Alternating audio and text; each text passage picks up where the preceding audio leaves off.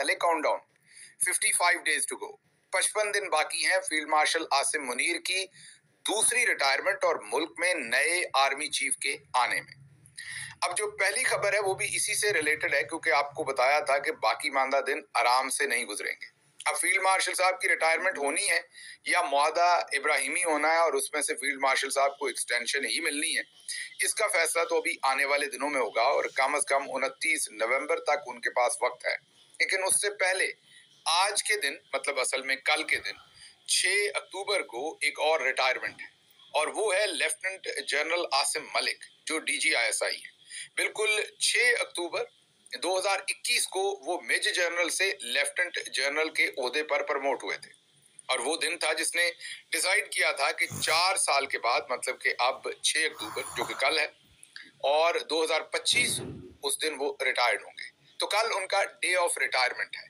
तो अब ये भी बहुत ही इंपॉर्टेंट कड़ी है जो आसिम मलिक साहब हैं, वो इस सारा जो कुछ भी चल रहा है पाकिस्तान में और खित्ते में और पाकिस्तानी फौज की और स्पेशली पाकिस्तानी आर्मी चीफ की जो इन्वॉल्वमेंट है हर चीज़ के अंदर, वो भले इसराइल का मामला हो, भले सऊदी अरब के साथ मुआहदा हो, भले पसनी के अंदर बंदरगाह बनाने की बात हो और उसकी अमेरिका को ऑफर हो, या भले रेयर अर्थ मिनरल्स हों, इमरान खान को जेल में रखना हो, मतलब चाइना के साथ रिलेशनशिप्स हों, ये सब कुछ के अंदर अब फील्ड मार्शल आसिम मुनीर की जो एक्सटेंशन है वही जो है वो लिंचपिन है। और उस लिंचपिन के अंदर ये बहुत ही इम्पोर्टेंट शख्सियत हैं जो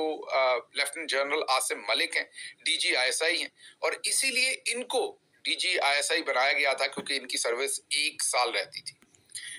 आसिम मुनीर साहब किसी ऐसे लेफ्टिनेंट जनरल को मेरे ख्याल में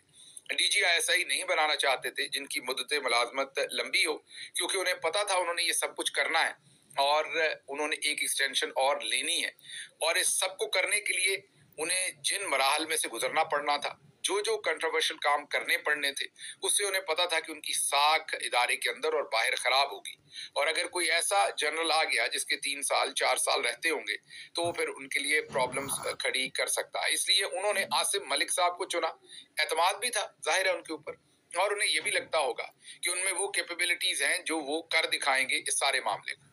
इसमें कोई शक नहीं कि उन्होंने कुछ कामयाबियां भी हासिल की, जैसे कि उन्होंने हमारा जो ओवरसीज डायस्पोरा, जो कि बहुत तगड़े तरीके से इमरान खान के साथ खड़ा है, लेकिन उसमें आसिम मलिक साहब ने सुराख करने की कोशिश की और किसी हद तक कामयाब भी हुए। कुछ लोग जो इतने अहम नहीं थे लेकिन कम से कम परसेप्शन बनाई गई कि वो अहम है, और फिर कुछ हमारे अपने रैंक एंड फाइल के अंदर उन्होंने अपने जासूस छोड़ दिए